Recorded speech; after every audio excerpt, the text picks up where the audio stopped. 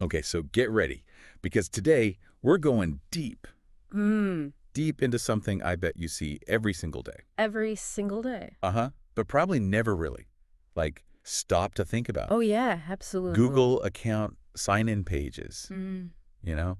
We just click through them Yeah, without a second thought. right. Yeah, there's a whole, I think there's a lot more there. there's a world of insight just hidden in plain sight. Yeah, and I think that's what we're going to uncover in this deep dive. What do you think?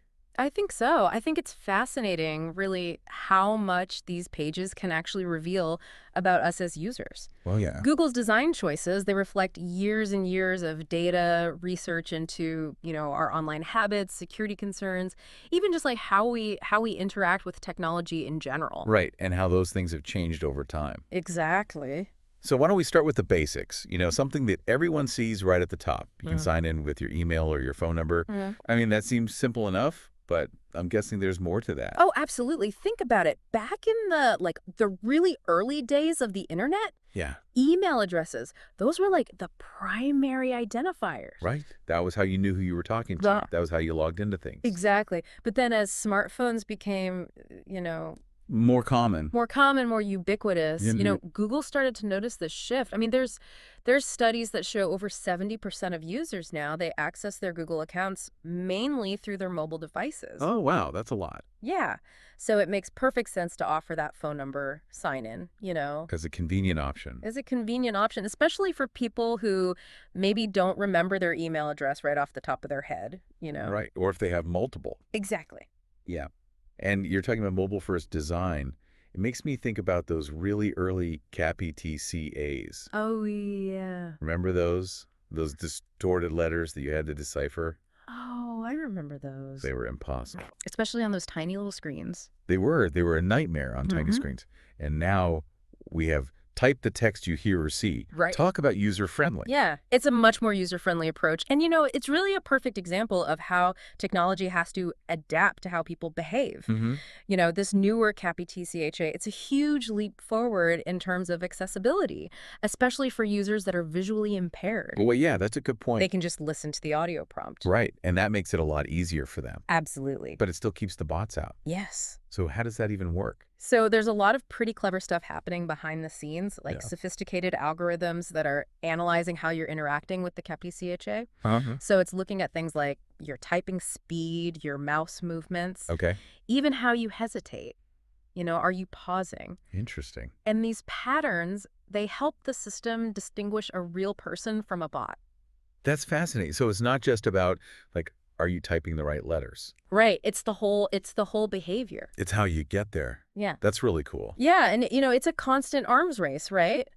Because as the security measures evolve, then those who are trying to get around them, They also evolve. they evolve too. Yeah. So it's a constant back and forth. I guess you've got to stay one step ahead. Always. Always. And I have to admit, like, I feel a lot more comfortable using those type the text CAPI-TCHAs Yeah. when I'm on a public computer, for example. Oh, for sure. Just thinking about security and stuff. And speaking of which, right there below those sign-in fields, you see that little thing that says, not your computer. Right. So what's that all about? That, along with the guest mode option, is Google saying, hey, we really care about security, especially in places where maybe you're sharing devices, Public environment. public environments. Yeah. Yeah. So it's like a little nudge A little reminder. to be mindful of our digital footprints and how we protect our information, what we leave behind. That's a good point. Yeah. So can you remind me what guest mode actually is? I always see it, but I've got to be honest with you. I don't think I've ever clicked on it. Yeah. Guest mode basically lets you use a device like a computer or a tablet without actually having to sign into your own Google account. Okay. So think about it, you're using a friend's tablet or maybe you're browsing on a public computer at a library. Uh-huh. It lets you keep your data separate so you don't accidentally open your email or your browsing history. Wow. I never really thought about it that way. Yeah, it's really helpful for those situations. It's almost like having like a temporary wall It is, yeah. between your data and the device. It's a temporary invisible wall Yeah, protecting your data. that's a really good way to think about it. Yeah. Yeah. And it's especially important these days when, like I said, we're using shared devices and public Wi-Fi a lot more. So much more. Yeah. This is crazy. So much packed into what seems like Such a simple sign-in page? Right. Who knew? I know, it's amazing. It's like, I think that's the beauty of a lot of these things we interact with digitally.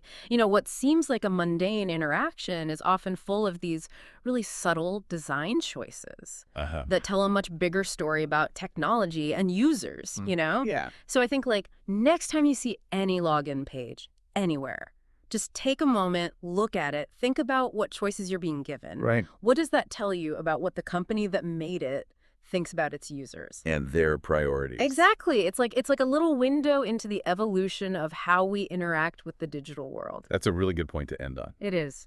So thank you for joining us for this deep dive. Hopefully now, the next time you go to log into your Google account, you'll think about it a little differently. You will. I think you will. All right. Till next time. See you then.